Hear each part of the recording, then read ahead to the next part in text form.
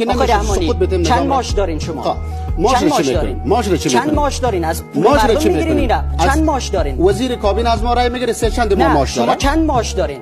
خب این که این بار از سر شانه های ملت کم میشه لااقل. بله، کار شما چی بود؟ افغانستان جور میشه. شما در 5 سال گذشته چی کردین به عنوان نماینده مجلس؟ بار از شانه های ملت کم میشه. ما بار دوش هستیم. ما بار دوش هستیم. معاش میگیره این نظام. معاش از جیب ملت نگرفتیم. ما از کجا گرفتیم؟ ما معاش از سرمایه افغانستان تا گرفتیم. سرمایه افغانستان مربوط کیه؟ همون سرمایه افغانستانی که ریاست جمهوری تان به من حد رسانده. سرمایه افغانستان مربوط کیه؟ نه حالا من سوال میکنم، منکر شده میتونه که رئیس جمهور نیست؟ سرمایه افغانستان مربوط کیه؟ من میگم که امیر ریاست جمهوری غیر مشروع، ولی تو گفته میتونه که امیر رئیس جمهوری من نیست. امیر تو گفته میتونی؟ ما با گرداننده نمیخوایم حرف بزنم. آقای رحمانی ملتی تام گفتن. آقای رحمانی ولی ما میگم که قانون زیر پای کردن. شما هم قانون زیر پای میکنید. ما هرگز زیر پای نمیکنیم. مسئولیت نداره. باید نماینده رئیس جمهور اینجا بخواسته.